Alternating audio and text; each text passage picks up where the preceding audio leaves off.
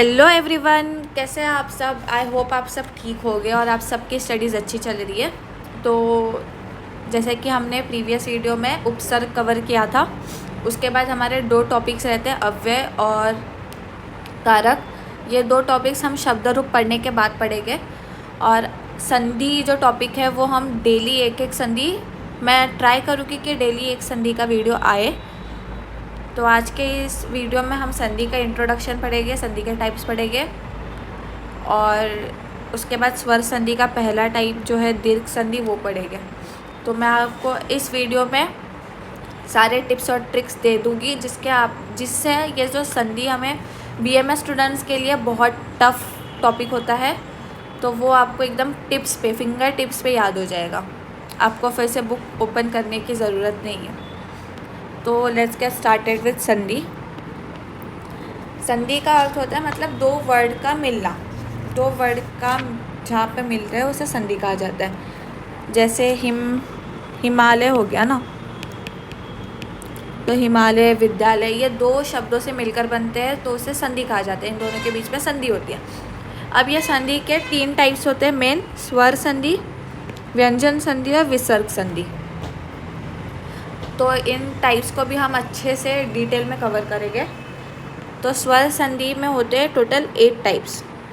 स्वर में 8 टाइप्स होते हैं। अब स्वर के नाम से ही आप समझोगे कि दो स्वरों के बीच में 13 जो स्वर होते हैं, उन 13 स्वरों के आपस में जो भी संधि होगी वो स्वर संधि होगी। अब ये स्वर संधि 8 टाइप्स में होती है। आज के इस वीडियो में हम सिर्फ दीर्घ संधि पढ़ेंगे, लेकिन आपको ये सारे स्वर संधि के नाम तो याद होना ज़रूरी है। तो उसके लिए एक न्यूमोनिक है।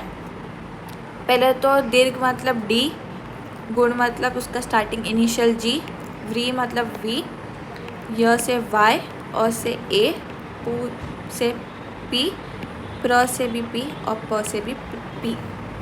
इसका न्यूमोनिक है dashing giraffe visits yellow stone. Yellow stone एक यूनाइटेड किंगडम में जगह है।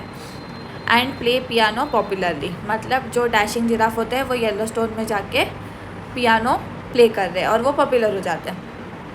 तो dashing giraffe visits yellow stones and पे पियानो पॉपुलरली। डैशिंग से दीर्घ, जिराफ से गुड, विजिट से वृद्धि, येलो स्टोन से यण, एंड अयादि प्ले पूर्व रूप, पियानो प्रकृति भाव और पर रूप पॉपुलरली। इसके बाद हम दीर्घ समझते हैं कि दीर्घ संधि होती क्या है। जैसे कि अक सवर्ण, इसका सूत्र याद कर लेना आप, अक सवर्णे दीर्घः। इसका मीनिंग समझ आ जाएगा तो आपको याद हो जाएगा। अब अक क्या है? अक है प्रत्याहार। तो अक स्वर्ण के बीच में, अक स्वर्ण कौन से होते हैं? अक मतलब अ ई उन, अ ई उन और त्रि लिख। तो ये दो तो नहीं आएंगे, तो अ ई उ री और ली, इनके बारे में पढ़ेंगे। अक सवर्ण स्वर के बारे में दीर्घ, इनके दीर्घ संधि होती है। अब कैसे दीर्घ होती है समझते हैं। जैसे कि अ या आ में अगर अ या आ लगता है तो उसका आंसर आ होता है। इसको हम इंग्लिश में समझते हैं। For example, A plus capital A या A plus capital A is equal to capital A ही होगा। Got my point? मतलब कि अगर ए प्लस कैपिटल ए लग रहा है तो कैपिटल ए होगा। ए प्लस स्मॉल ए लग रहा है तो भी ए ही होगा। कैपिटल ए प्लस कैपिटल ए अगर लग रहा है तो भी ए ही होगा आंसर। मतलब इसका डोमिनेंट जो भी होगा वो आंसर में आएगा। आपको मैं समझने के लिए बता रही हूँ। उसके बाद अगर ई में बड़ी ई लगती है या छोटी ई में बड़ी ई लगती है, जैसे भी है वो फॉर्मूला के अकॉर्डिंग, तो बड़ी ई आंसर आएगा, बड़ी ओ आएगा, री आएगा। और ली के लिए भी सेम ही है। तो आज के इस वीडियो में हम एग्जांपल से समझते हैं। जैसे कि अ या आ में अगर अ या आ लगता है तो आंसर आ होता है। जैसे कि दैत्य, इसमें यहाँ पर अ है और यहाँ पे भी अरी है, तो अ प्लस अ इज इक्वल टू आ, तो ये आ हो गया दैत्यारी। अब विद्या प्लस आले, विद्या में आ है प्लस आ है विच इज़ इक्वल टू आ। इसके बाद हिम में ओ है प्लस आ है विच इज़ इक्वल टू आ, Himalaya. Again we will try to understand this. पहले first we learn about types of sandhi, स्वर संधि, व्यंजन संधि, विसर्ग संधि. I will be explaining it English again because there are some students who want explanation in English. For them, I am explaining in English and Hindi as well. So there are 8 types of swar: दीर्घ, गुण, वृद्धि, यण, अयादि, पूर्व रूप, प्रकृति भाव and पर रूप. Now to remember these names, we have created one mnemonic which is dashing giraffe visits Yellowstone and play piano popularly.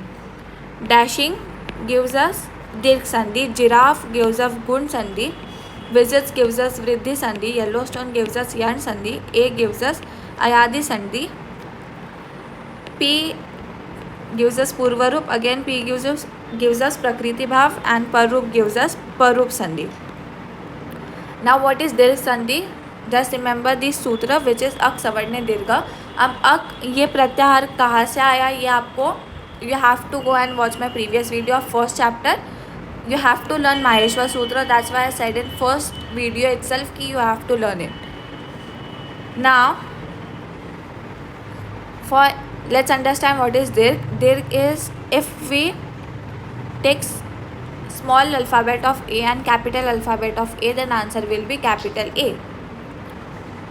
If we again take small a and again small a, then answer will be also A, capital A.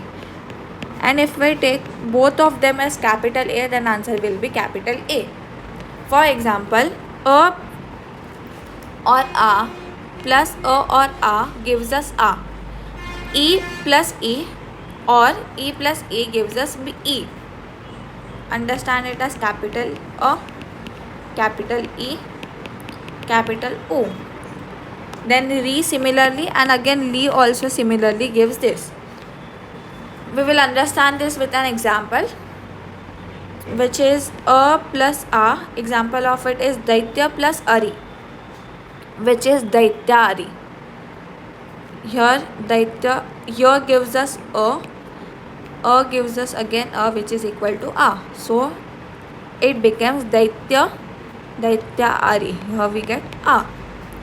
Then we have vidya. Vidya gives us adya, and ale gives us again a, which is equal to vidya ale.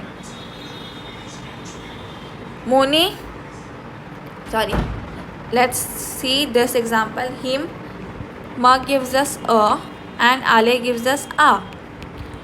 A plus I is again equal to a. Then we have E examples. If we have choti e plus again e, which gives us badi e, Munindra. Muni plus Indra gives Munindra. Now again Muni plus Ishwar, छोटी E plus बड़ी ई, it gives us मुनीश्वर. ये हमें मुनीश्वर, इसमें बड़ी ई लग गई. कपि, छोटी ई प्लस छोटी ई गिव्स कपिंद्र. कपि, कपिंद्र, कपि plus Indra.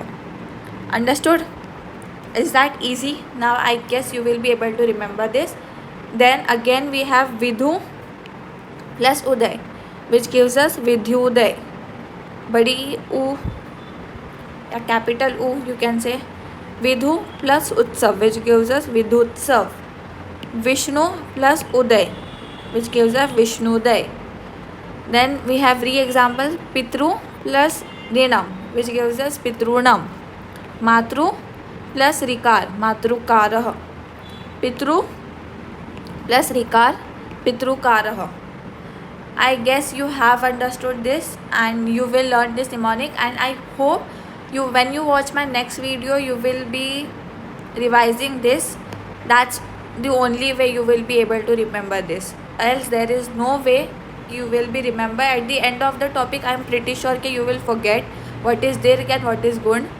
So I request you to watch my previous video daily or revise it with your own notes. Create your own notes and learn it, revise it daily. And I will make sure that you will have your Sandhi chapter at your fingertips. And if you like the video, please do like, comment, share and subscribe to my channel. Thank you.